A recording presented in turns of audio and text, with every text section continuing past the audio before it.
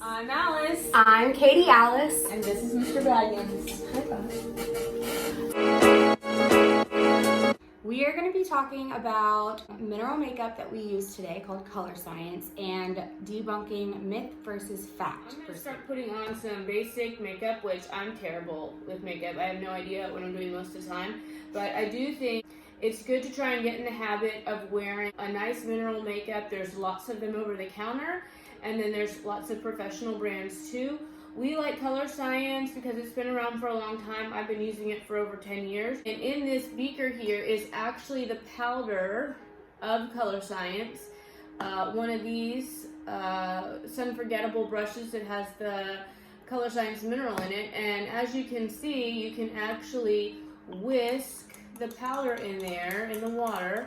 And it comes out dry, the powder, and it all stays up at the top of the beaker, just like it does on your skin. It doesn't get matted down into the pores, the fine lines, the wrinkles, anything like that. So I'm going to be doing two different sides of my face in a different way so we can kind of see the difference there as she's asking me questions. Sleeping in your makeup is completely fine.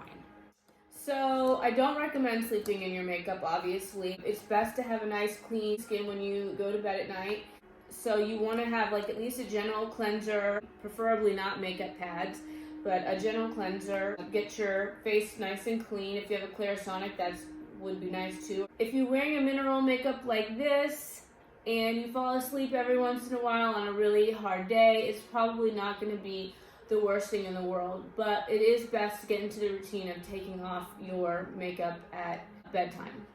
You can skip the sunscreen if it's not sunny outside. That's definitely a myth. You know, you want to wear your sunscreen every single day. The rays of the sun and the radiation is coming down all the time.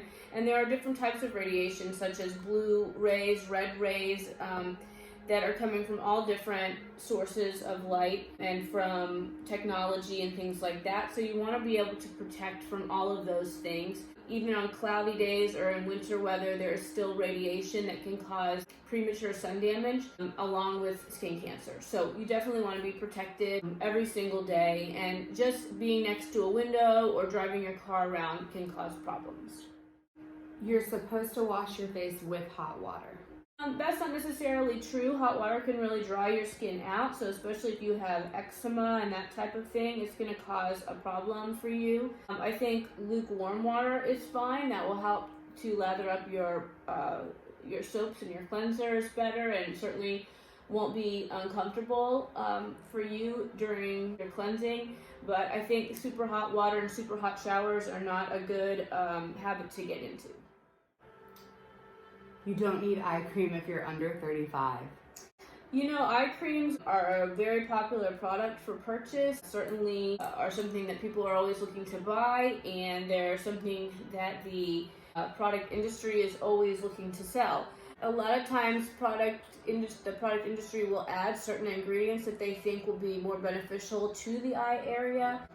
But I feel like if you have a good moisturizer for your face, you really can just add that moisturizer up around the eye and the lip area too. You don't necessarily have to get a special moisturizer for that area. It is a good idea though to maybe have some treatments focused on the eye, the delicate area of the eye. That way we really keep that skin tight and taut. So definitely like microneedling and things like that.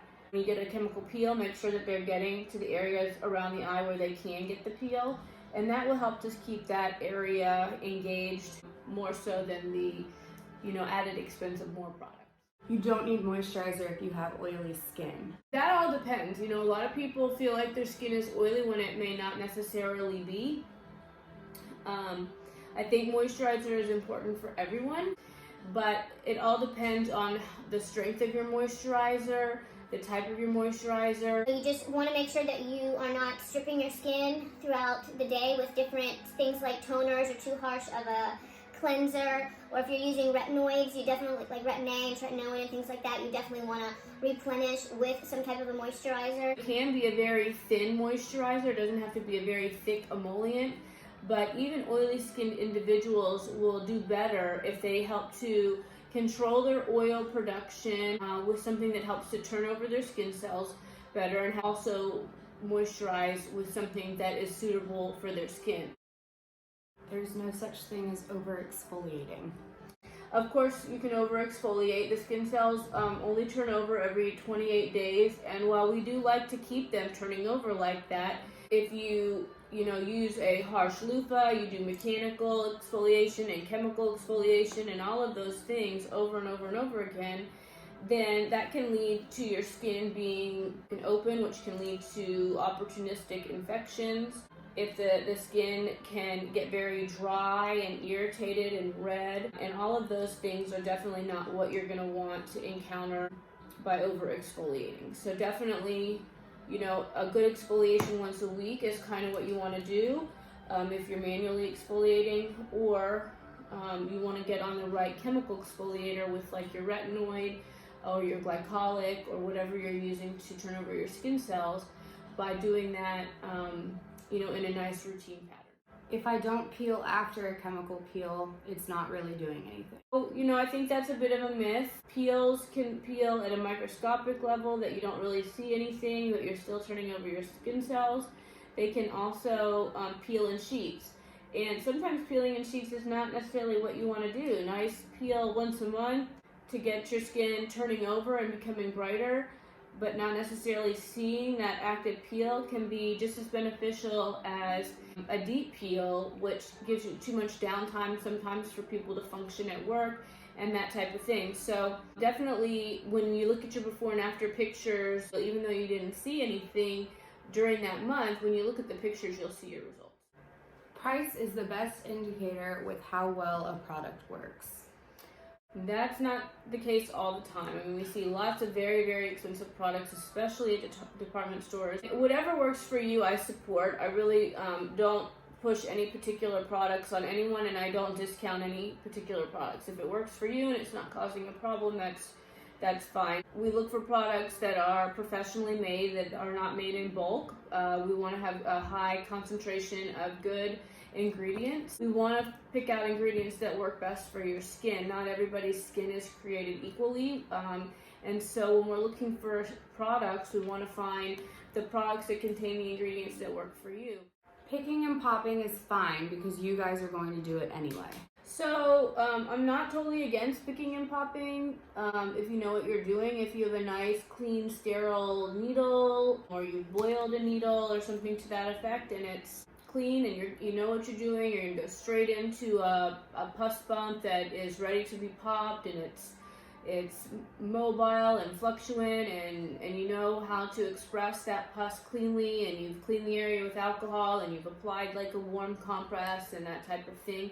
Then at home popping is, a lot of people are very competent at doing that. It's when you go around and you're really putting pressure on these things that just don't pop really, and I'm probably not going to pop them either. Like inflammatory papules don't typically pop. Milia are oftentimes difficult to express on your own. Those types of things. So all you're going to do is cause, more irritation and inflammation to the surrounding skin than actually helping yourself. Tell us the truth about St. Ives scrub. I think St. Ives scrub is a great scrub for your feet. I think I did a smoky eye there. Is that a smoky eye? That is a smoky eye. So with mineral makeup, I was really against the mister, but the mister sets it all so it doesn't rub off, because minerals are like rocks, and the mister's like water, and it just kind of solidifies the whole thing. So I like to use the hydrating mister. It's my favorite of their misters. And then they also have a mister for acneic skin that has salicylic acid in it, or for oily skin that has salicylic acid in it, so it helps with oil. And you can use it even throughout the day. So you just do like this little gentle mist and let it dry, and it sets your makeup. And then people can refresh kind of how their makeup looks and give it back this kind of like fresh, dewy look throughout the day by just pulling out their mister and remisting. And again, if you're oily, you can pull out that salicylic acid mister and remist. So I am not a big makeup person, but I did one eye with a little bit more color to it and one eye very nude.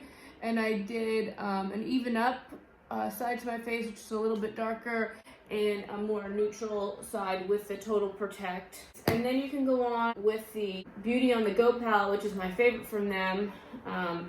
And you really can do everything from conceal to smoky eye to blush or eyeshadow. And this is everyone's favorite, Total Protect. I mixed it in with my actual primer, my base primers, but then I'll also take it and just kind of do under my eyes as well. People use it as a concealer for acne and for lots of other blemishes too. That's it for today. Have a good one. Give us a thumbs up and subscribe. Also, check out the links below and see our Instagram and our website. You'll find easy ways to save money. We have specials running all the time, and consultations are always free. Have a good one. Bye, guys.